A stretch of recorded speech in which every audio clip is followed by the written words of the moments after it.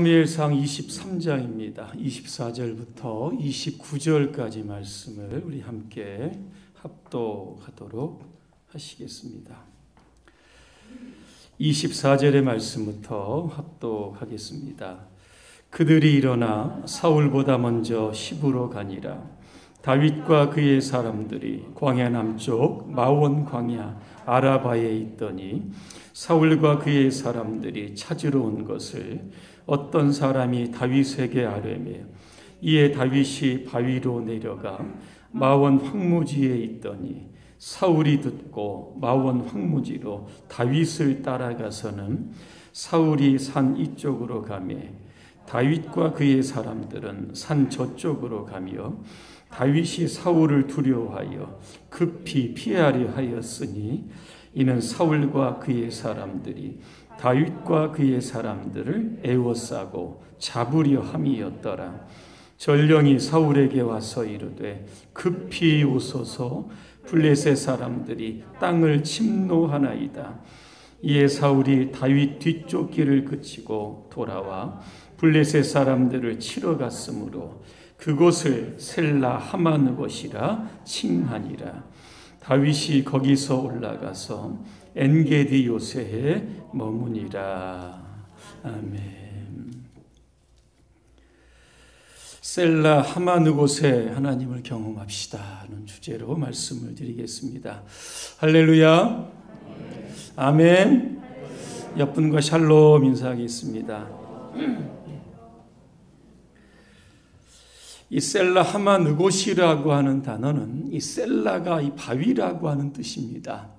하마느곳, 분리한다. 관주에 보면 분리하는 바위 이렇게 되어 있습니다. 오늘 우리가 본문에 읽었던 것처럼 다윗이 급박한 위기에 처해 있었습니다. 이 바위 하나 사이를 두고 이제 사울이 다윗을 딱 잡으려고 하는 그 순간 하나님께서 블레셋 사람들을 이스라엘 땅에 쳐들어오게 하십니다. 절묘한 타이밍입니다. 그래서 하나님께서 다윗을 이 사울의 이 위기에서 건져내셨다라고 하는 뜻이 바로 셀라 하마느곳의 하나님입니다. 2011년입니다. 이스라엘이 자국의 군인이었던 샬리트라고 하는 상병을 구원하기 위해서 팔레스타인 포로 1027명과 맞교환한 적이 있었습니다. 내용은 이렇습니다. 2006년입니다. 6월 25일에 가자지구 남부 인근에서 이스라엘 초소에서 근무를 하던 이 샬리트가 하마스 대원에 의해서 납치가 된 겁니다. 그 이후로 약 5년의 세월을 감옥에서 구류됩니다. 이때 이스라엘이 하마스에게 샬리트 돌려보내라 그렇게 이야기할 때 이 하마스가 이런 제안을 합니다. 내가 샬리트 보내줄 테니까 지금 이스라엘 감옥에 있는 우리 포로 1027명을 보내라. 맞교환하자라고 하는 제안을 했던 겁니다. 이스라엘 내부에서 격렬한 토론이 벌어집니다. 이게 말이 되는 제안이냐. 해외 여론도 그렇고 국내 여론도 이게 반대 여론이 굉장히 많았습니다. 그럼에도 불구하고 이스라엘이 이 제안을 수용하게 됐습니다. 왜 그랬을까? 이유는 한 가지입니다. 바로 언약 사상 때문에 그런 겁니다. 언약 사상이 무엇일까? 예레미야 30장 22절을 제가 한번 읽어드립니다. 너희는 내 백성이 되겠고 나는 너희들의 하나님이 되리라. 이게 바로 언약의 약속입니다. 하나님은 이스라엘의 주권자가 되시고 이스라엘은 하나님을 아버지로 모시게 되는 겁니다. 이게 바로 언약 사상이었던 겁니다. 그렇다라고 하면 이 근거에 의하면 지금 팔레스틴에 지금 감옥에 있는 샬리트는 이게 바로 이스라엘 백성입니다. 이스라엘 백성은 하나님의 백성입니다. 만약에 이스라엘이 하나님의 백성, 언약의 백성인 샬리트를 구출하지 않고 그냥 방치하게 된다라고 하면 이 언약 사상을 위반하게 되는 겁니다. 그래서 값비싼 대가를 치르고라도 일대 1027명의 포로를 막교환했다는 겁니다. 저는 이 기사를 보면서 우리는 누구일까를 생각해 봅니다. 바로 영적인 샬리트입니다. 바로 하나님의 언약의 백성들입니다. 우리가 삶의 위기에 처할 때마다 하나님은 방관하시는 것이 아니라 언약 사상, 내가 너의 하나님이 되리라라고 하는 사실을 구체적으로 말씀하시면서 우리를 위기에서 구해주시는 분, 이분이 바로 셀라 하마느곳의 하나님이 되시는 겁니다. 요즘 오미크론이 우세종이 된 것 같습니다. 우리나라뿐만 아니라 전 세계적으로 굉장히 많이 확산되고 있습니다. 증상은 감기 정도라고 합니다. 그래도 우리가 방심하지 말아야 될 겁니다. 이런 마스크 잘 쓰시고 감염 예방에 굉장히 주의를 기하셔야 할 겁니다. 전염병이 창궐하지만 하나님께서 저와 여러분들을 이 위기에서, 이 질병에서, 이 전염병에서 지켜주시기를 간절히 소망합니다. 이번에 광주 화정 아이파크 외벽 붕괴 사고로 인해서 많은 사람들이 굉장히 놀랐습니다. 한 명이 발견이 되고 아직도 5명이 실종 상태입니다. 그래서 지금 열심히 실종자를 찾고 있는 중입니다. 이번 사고를 제가 이렇게 신문을 보니까 인재입니다. 시공사가 하청을 주면 하청은 또다시 하청을 주는 이런 식으로 공사가 진행이 된 것 같습니다. 39층에 시멘트 타설하는 것도 중국의 외국인들 이런 사람들을 써가지고 타설했다라고 하는 그런 이야기도 있습니다. 저는 이것을 보면서 지금이라도 무너졌으니 다행이지 만약에 입주가 끝나고 만약에 무너졌다라고 하면 아마 엄청난 인명피해가 있었을 겁니다. 대한민국의 건설사들이 좀 정신을 차렸으면 좋겠습니다. 돈보다는 사람의 생명을 중시하는 그런 아파트를 좀 건축했으면 좋겠습니다. 그래서 이 땅에 인재가 사라지고 정말로 소중한 생명이 그렇게 희생되는 일이 없도록 우리가 함께 기도해야 할 겁니다. 우리가 오늘 셀라 하마느곳의 하나님을 경험하기 위해서 우리는 2가지의 일을 적극적으로 해야 합니다. 하나는 무엇인가 하면 나보다 더 위기에 처해 있는 사람들을 구원해야 하는 겁니다. 폴란드의 수도가 이 바르샤바입니다. 거기 국립박물관이 있는데 여기 그림 한 점이 전시되어 있습니다. 제목은 다윗에게 화가 난 사울이라고 하는 그림입니다. 한번 그 그림을 한번 보여주시기를 바랍니다. 잘 보이십니까? 사람에게 그 번호가 다 쓰여져 있습니다. 한번 물어보겠습니다. 저 1번 그림 누구라고 생각하십니까? 다윗입니다. 다윗의 손에는 수금이 들려져 있습니다. 성경에 보면 다윗은 훌륭한 연주자다 그랬습니다. 자, 2번 그림 보시기 바랍니다. 누굽니까? 사울입니다. 사울의 손에는 단창이 들려져 있습니다. 사무엘상 19장에 보니까 사울이 집에 앉아서 손에 단창을 쥐고 있을 때에 악신이 접했다 그랬습니다.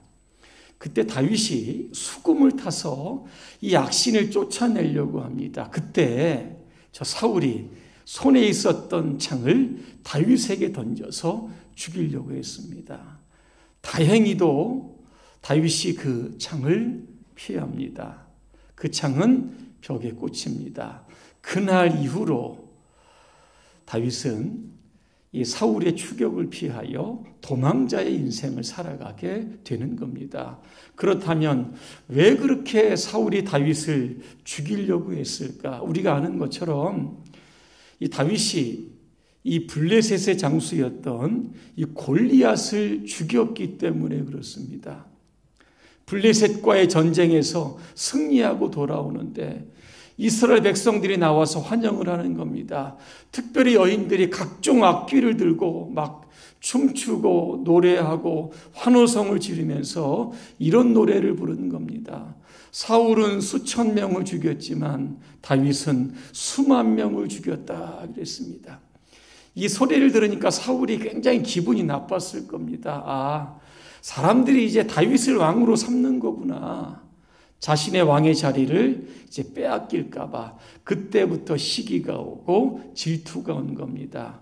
쟤를 죽여야 내 왕의 자리가 안전하겠구나 이렇게 생각이 들었던 겁니다. 그래서 그때부터 사울은 다윗을 죽이려고 했던 겁니다. 자, 3번 그림이 나옵니다. 누구죠? 요나단입니다. 요나단은 여러분 잘 아시는 것처럼 사울의 아들이면서 다윗과 단짝 친구입니다. 아버지가 다윗을 죽이려고 할 때마다 정보를 미리 빼서 다윗에게 줍니다. 그리고 아버지에게 다윗을 변호하고 다윗을 살려줄 것을 요청했던 사람이 바로 요나단이었던 겁니다. 그림 내려주셔도 됩니다. 자, 다윗이 사울을 피해서 약 10년 동안 도망을 다닙니다. 사무엘상 19장부터 30장까지 나옵니다. 오늘 우리 사무엘상 23장 1절에 보니까 사람들이 다윗에게 와서 이런 기별을 하는 겁니다. 그때 다윗이 어디에 숨었냐면 사울을 피하여 아둘람 굴에 숨어 있었습니다.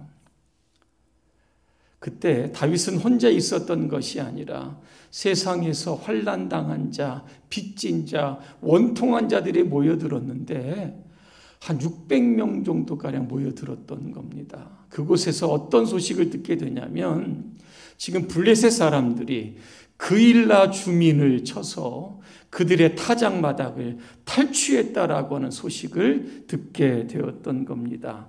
이 그일라는 아둘람에서 남쪽으로 한 5km 정도만 가면 나옵니다.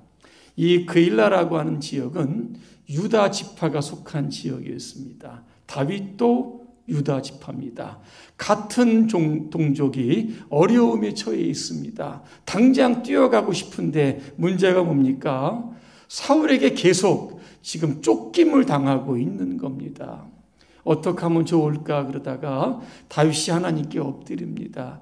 하나님, 제가 그일라로 내려가서 블레셋 사람들을 칠까요? 그렇게 물어보니까 하나님께서 오케이 사인을 주십니다. 그런데 문제는 다윗과 함께 있었던 600명의 사람들이 적극적으로 반대를 하는 겁니다. 이유는 두 가지입니다. 하나는 뭐냐면 자신들의 존재가 발각이 되면 사울의 군대에 의하여 즉각적으로 몰살당하기 때문에 그런 겁니다.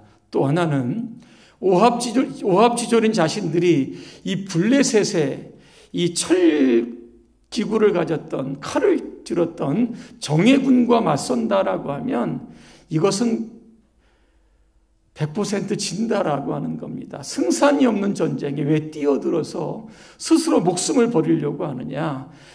우리가 가만 이곳에 있으면 된다. 그렇게 이야기를 했던 겁니다. 그 이야기를 듣고 다윗이 또다시 하나님께 기도합니다. 하나님, 블레셋을 칠까요? 그랬더니 하나님께 또다시 오케이 사인을 주시는 겁니다.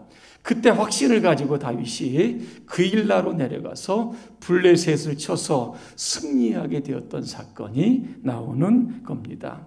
저는 이 장면을 보면서 지금 다윗은 추격을 받는 중입니다. 아무리 자신의 동족이 어려움에 처해 있다고 해도 자기의 목숨과 600명의 목숨을 걸어야 할 이유는 없는 겁니다.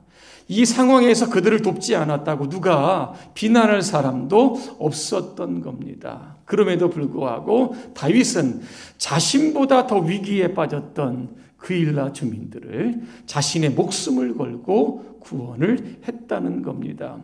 저는 이 다윗의 모습을 보면서 선한 사마리아 사람이 생각이 났습니다.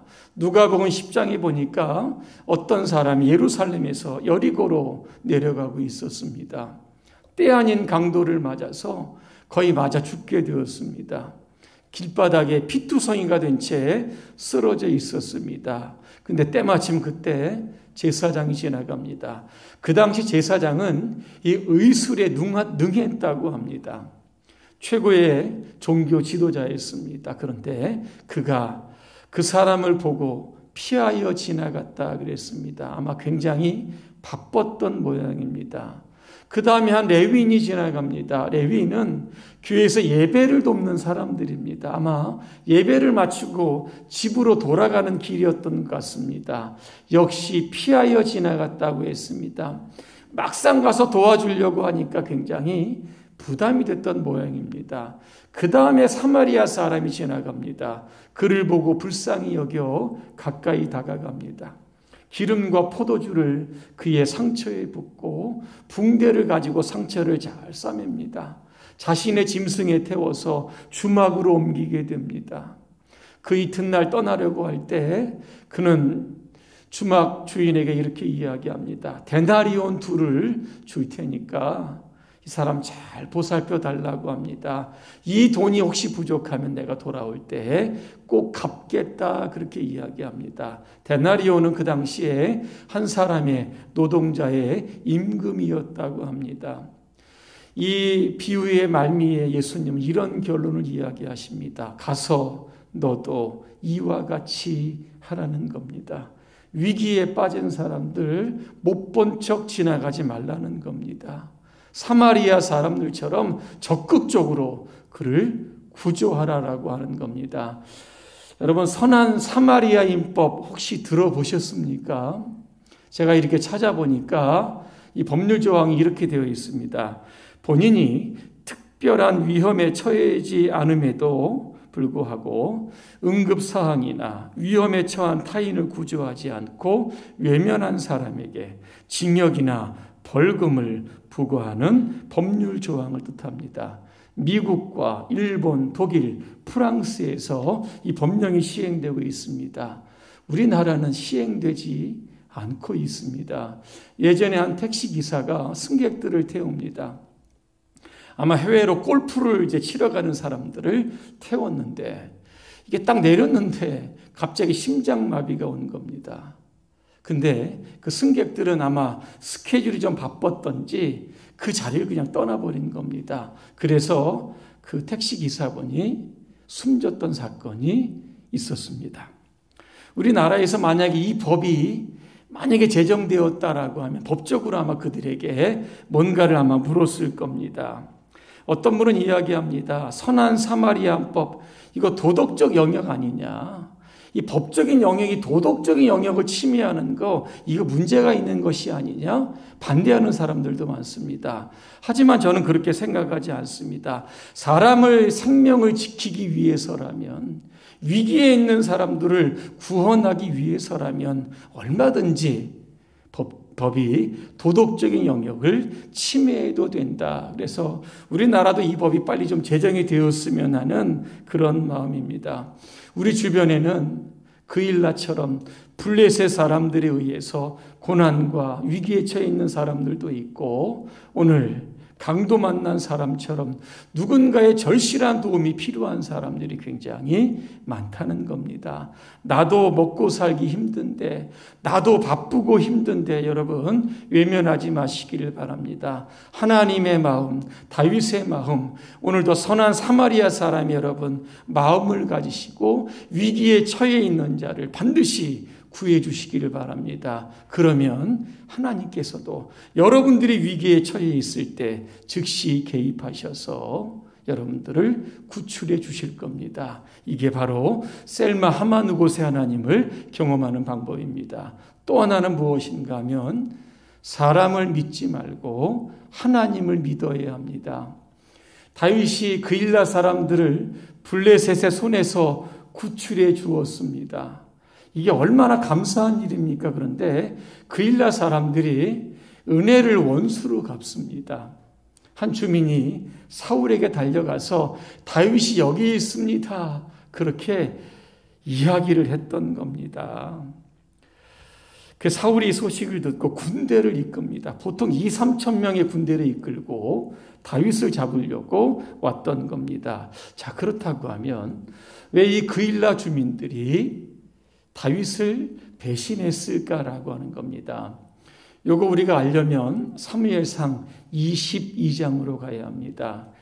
다윗이 이제 사울을 피하려고 하다가 이 노비라고 하는 땅에 이제 좀 거주하게 됩니다. 그때 이 노베 제사장이었던 이 아히멜렉이 다윗에게 음식을 주고 골리앗의 칼을 주게 됩니다. 이걸 나중에 사울이 알게 된 겁니다. 감히 다윗을 도왔다고 화가 나면서 군사들을 시켜서 높성으로 가게 합니다. 아히멜렉 제사장을 비롯한 85명을 칼로 죽입니다. 그리고 성 안에 있었던 사람들을 다 진멸시켰던 겁니다. 이 그일라 사람들이 노베에 있었던 그 사건을 기억을 하고는 은혜를 알면은 은혜를 갚아야 되는데 자신들도 살기 위해서 이게 다윗을 배신하게 되었다는 겁니다. 다윗이 그일라를 떠납니다. 그리고 어디로 도망가냐면 광야의 요새로 도망갔다. 또 십광야의 수풀로 도망다녔다. 그렇게 말씀합니다. 근데 재밌는 것은 사울과 다윗이 숨바꼭질합니다. 한 사람은 계속 숨어 다니고 한 사람은 계속 찾으려고 하는데 여러분 성경을 23장 읽어보시기를 바랍니다. 하나님께서 다윗을 사울에게 건네지 않으셨다는 겁니다. 다윗을 지켜주셨다는 겁니다. 사람은 끊임없이 배신을 하지만 하나님은 끝까지 다윗과 함께했던 사람들을 지켜주셨던 겁니다. 이런 말이 있습니다. 사람은 사람의 사랑의 대상이지 믿음의 대상이 아니다 그렇게 말씀합니다. 예수님께서 십자가 지시기 전에 제자들을 다 불러 모읍니다. 한 말씀을 하시는데 너희가 다 나를 버리리라 그랬습니다. 그때 베드로가 나섭니다. 모두가 주를 버릴지라도 결코 나는 버리지 않겠습니다. 이때 예수님이 뭐라고 하셨습니까? 야, 나 너 믿는다. 너만은 내 곁에 꼭 지켜서야 한다. 이렇게 말씀하셨습니까? 그렇지 않습니다. 오늘 밤 다굴기 전에 내가 3번 나를 부인할 것이다. 또 베드로가 나섭니다.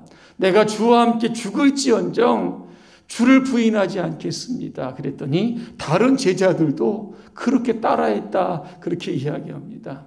여러분 결과는 어떻게 됐습니까? 베드로도 부인하고 나머지 제자들도 예수님 체포될 때 다 도망갔습니다. 이게 바로 사람입니다. 3년 동안 얼마나 제자들이 예수님을 따라다녔습니까? 그런데 위급한 순간이 되니까 나 몰라라 하고 베드로는 3번씩 주님을 모른다고 부인하고 저주했던 겁니다. 이게 바로 사람입니다. 왜 베드로가 부인했습니까? 간단합니다. 자신이 본능적으로 살아남기 위해서 예수님을 부인했다라고 하는 겁니다. 누구나 위기에 처하면 사람은 다 이기적이 됩니다. 나밖에 모르게 되는 겁니다. 그래서 사람 관계에 문제가 생기면 그럴 수도 있지. 여러분 이렇게 생각하시길 바랍니다. 나도 저 사람의 입장이었다고 하면 나도 그랬을 것이다. 좀 이렇게 이해해 주시기를 바랍니다. 사람은 믿으면 믿을수록 배신감이 더 커질 수 있습니다. 하지만 하나님은 믿으면 믿을수록 우리의 든든한 바위가 되시고 피난처가 되시는 줄로 믿습니다. 다윗이 사울의 추격을 피해서 끊임없이 도망을 다닙니다. 그러면서 시를 하나를 씁니다. 바로 시편 121편 1절과 2절입니다. 내가 산을 향하여 눈을 들리라. 나의 도움이 어디서 올까? 나의 도움은 천지를 지으신 여호와에게서로다 그랬습니다. 사람은 자꾸 배신을 하는데 하나님은 나를 끝까지 도와주신다. 그가 그렇게 고백하고 있습니다. 이번엔 다윗이 여러분 어디로 도망을 갑니까? 십광야 수풀로 도망을 갑니다. 그런데 그곳에 있는 주민들이 또 사울에게 다윗이 여기 있다 그렇게 일러 바칩니다. 사울이 군사들을 이끌고 십광야로 달려옵니다. 이제 사울과 다윗 산 하나를 두고 이제 서로 쫓기는 사이가 되었습니다. 오늘 성경에 보니까 이제 사울이 군사들을 다윗과 함께하는 사람들을 이제 그 포위망을 조금씩 좁혀오는 겁니다. 더 이상 도망갈 데가 없습니다. 이제 딱 죽어야 할 때입니다. 그런데 오늘 여러분 성경에 보시기 바랍니다. 갑자기 전령이 사울에게 왔던 겁니다. 뭐라고 이야기합니까? 블레셋이 쳐들어왔습니다. 급히 오셔야 하겠습니다. 이 소식을 듣고 사울이 다윗 쫓기를 그치고 블레셋과 싸우러 가게 되었다라고 하는 겁니다. 여러분, 이 절박한 순간 하나님은 블레셋이라고 하는 족속을 사용을 하셨던 겁니다. 누구를 위해서? 다윗을 구원하기 위해서 하셨던 겁니다. 이 사건을 돌아보면서 다윗은 그곳을 셀라 하마느곳이다 그렇게 불렀던 겁니다. 바위 하나로 이제 손만 내밀면 사울이 나는 이제 죽을 수밖에 없는 지경이었었는데 이 죽음의 위기에서 나를 구원하셨다. 그 감사의 고백과 찬양이 있었던 곳이 바로 셀라 하마느곳이었다라고 하는 겁니다.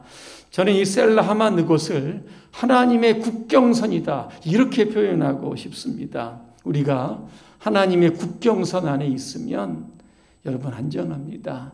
어떤 악한 마귀 사단도 우리를 침범하지 못할 겁니다. 세상에 위협과 재앙이 있지만 그것이 우리를 침범하지 못하도록 하나님께서 우리를 보호하고 인도해 주실 겁니다. 올 한 해 살다 보면 때 아닌 위기를 여러분 많이 만나실 겁니다. 그때마다 셀라 하마느곳 위기에서 건지시는 그런 하나님 여러분과 늘 동행해 주시기를 주님의 이름으로 축원합니다. 기도하겠습니다. 은혜로우신 하나님, 우리가 블레셋이라고 하는 위기를 만날 때가 있습니다.